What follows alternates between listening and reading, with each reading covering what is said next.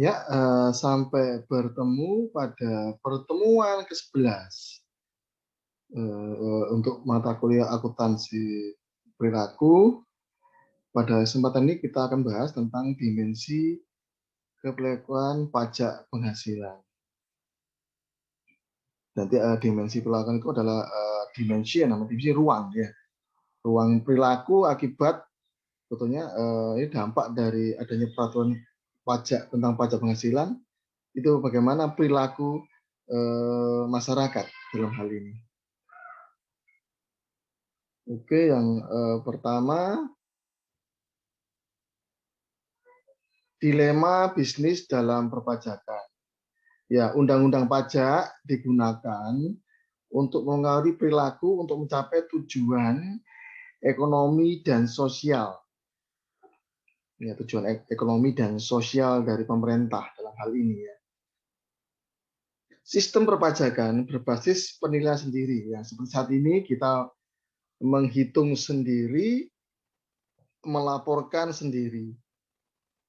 Jadi sistem perpajakan berbasis penilaian sendiri, self-assessment, dan kepatuhan sukarela, voluntary compliance, berpengaruh terhadap perilaku manusia. Apa sih tujuan utama undang-undang perpajakan? Tujuannya adalah untuk meningkatkan pendapatan negara dari sektor pajak. Tujuan ini dapat dicapai tergantung pada kekuatan motivasi wajib pajak yang sadar akan pajak. Dalam artian membayar pajak dengan tepat dan benar. Yang kedua, bagaimana dampak hukum pajak terhadap perilaku pajak? Dampak hukum pajak terhadap perilaku manusia, ya, perilaku masyarakat. Keputusan pajak yang dibuat oleh individu terkadang dibatasi dalam pengambilan keputusan mereka oleh tujuan perusahaan lainnya. Contohnya, ketentuan pajak yang mungkin tidak dapat digunakan karena dapat berdampak buruk terhadap laba yang dilaporkan perusahaan kepada investor atau pemegang saham. Ingat, investor itu adalah yang beli saham, ya, saham perusahaan, suatu perusahaan. Jadi otomatis dia punya hak kendali atas perusahaan itu. Nah, bisa jadi pajak ini misalnya ya, perusahaan Indonesia itu investornya, pemilik sahamnya itu dari luar negeri. Ya karena ada ketentuan pajak yang dinaikkan, pajak misalnya pajak PPh badan dari 10% menjadi 15%, maka itu akan berdampak kepada laba perusahaan akan menurun karena laba nanti akan dibagi dua, laba ditahan dan laba dibagikan kepada pemegang saham dalam bentuk dividen. Nah, kalau ini turun, dividen itu akibat dampak dari kenaikan pajak ya, karena pajak itu kan beban ya, tentu akan mengurangi pendapatan dari perusahaan. Semakin naik pajak maka beban semakin naik ya, beban pajak, maka pendapatan akan semakin menurun.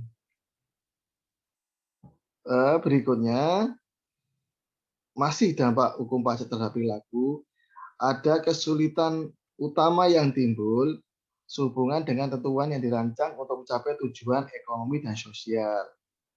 Yang pertama, bagaimana ketentuan menciptakan sistem pajak yang jauh lebih kompleks. Ya. Yang kedua, membuat pajak yang paling sering digunakan atau dirasakan oleh wajib pajak kaya yang menyebabkan wajib pajak yang lain membayar bagian tidak proporsional dari beban pajak. Ya. Artinya bayar manfaat pajak yang paling dirasakan oleh wajib pajak kaya bisa jadi kalau membayar pajak misalnya ya, pajak pengenaan jalan ya. Ya. Pokoknya yang lewat di situ bayarnya misalnya ya masuk pajak tol itu Pak ya, tarif tol. Kalau itu yang masuk tol itu tidak peduli itu mobil miliknya orang kaya atau miskin. Kalau bayar untuk mobil mungkin jarak dari Malang ke Pandaan kena 25.000. Itu nggak peduli apakah pemiliknya ini kan mobil mewah atau mobil biasa sama aja kena 25.000 casnya. Nah, itu kan artinya dari sisi manfaat bagi orang kaya, pemilik mobil yang orang kaya itu tidak merasa itu membebani, tapi bagi orang yang mobilnya biasa aja, dia akan merasa terbebani, kok mahal sekali ya, nah seperti itu. Terus yang ketiga, keputusan investasi sering dibuat atas dasar pertimbangan pajak daripada atas dasar ekonomi fundamental. Ya kalau mau investasi, lah kalau pajaknya dinaikkan, saya mau investasi di Indonesia misalnya. Ternyata pajaknya, misalnya untuk pajak pertambahan nilai yang 10% dinaikkan menjadi 20% lah. Maka investor akan tidak berminat untuk masuk ke Indonesia. Ini yang harus dipertimbangkan oleh pemerintah. Jadi bukan atas investasi, bukan atas dasar ekonomi fundamental, tapi karena ada dasar pertimbangan Pak. Jadi tidak ingin tidaknya investasi tergantung atas dasar pertimbangan pajak. Ini sangat mungkin apa ya istilahnya menjadi kendala bagi seorang investor. Pada tahun 1996 di Amerika Serikat, yaitu adanya undang-undang pajak ya atau The Tax Reform Act, dirancang untuk mengubah perilaku penghindaran pajak ya, avoidance tax, dengan merevisi hukum pajak, ya, menanamkan rasa keadilan dan mendorong pertumbuhan. Yang ketiga, teori psikologi terhadap kekuatan motivasi. Penelitian psikologi yang berhubungan dengan motivasi dipengaruhi oleh dua pendekatan utama, yaitu pendekatan pertama berasumsi bahwa individu yang termotivasi dan terekspektasi harapan oleh reward tertentu seperti uang dan promosi. Pendekatan kedua berasumsi bahwa individu tidak terpengaruh dan dari besarnya reward, tetapi lebih mengacu pada kebutuhan kepuasan pencapaian penghargaan. Sementara teorinya Atkinson menekankan pada motif individu atau kebutuhan untuk berprestasi. Oke, lanjut. Teori Atkinson tentang kekuatan motivasi ya, Pak. Teori ini berpendapat bahwa kekuatan motivasi untuk melakukan beberapa pekerjaan dipengaruhi oleh 3 faktor, yaitu motivasi atau dorongan, ekspektasi harapan, dan adanya insentif. Jadi kalau ditulis dalam rumus, motivational strength, kekuatan motivasi sama dengan fungsi berbuka motif kali ekspektasi ya harapan kali insentif bertutup. Jika ya nilai salah satu dari 3 variabel sebesar 0, maka tidak ada kekuatan motivasi yang disebabkan oleh formula perkara tersebut bertambah berdasarkan level observasi yang dimiliki oleh tiap individu. Kata motif yang kelima, kata motif dalam formula kekuatan motivasi mengacu pada kebutuhan individu untuk berprestasi. Atkinson menyatakan ada 2 jenis individu. Yang pertama, individu yang membutuhkan prestasi daripada kegagalan. Yang kedua, individu yang takut gagal daripada membutuhkan prestasi. Kedua tipe ini termotivasi oleh keinginan untuk memenuhi kebutuhan tertentu, tetapi mereka merespons secara berbeda dalam kondisi yang sama.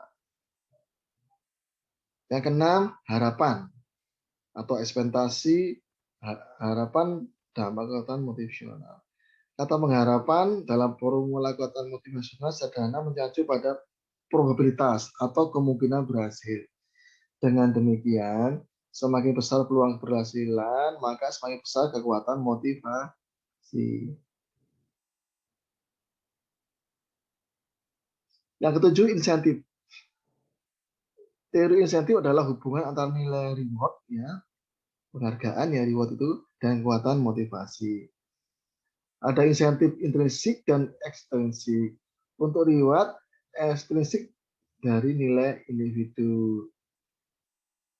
Itu semua lebih mengacu pada kebutuhan manusia. Dampak kebijakan pajak. Peraturan pemerintah tentang perpajakan terbatas pada pengaturan tipe insentif ekstensif yang beri suatu penawaran untuk meningkatkan kekuatan motivasi bayar pajak. Insentif dapat berupa pengurangan pajak, penundaan wajib pajak, maupun surat penghargaan atas kepatuhan pajak. Namun dapat juga berbentuk pemberian hukuman berupa denda, bunga, pidana atau tambahan lain untuk kewajiban pajak.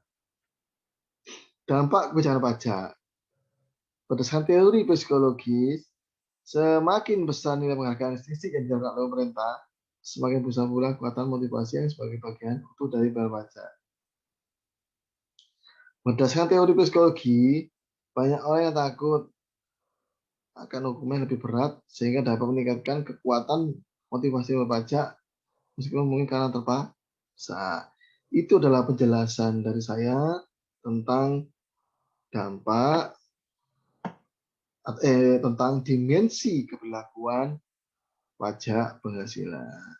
Demikian penyampaian saya, kurang lebihnya mohon maaf. Assalamualaikum warahmatullahi wabarakatuh.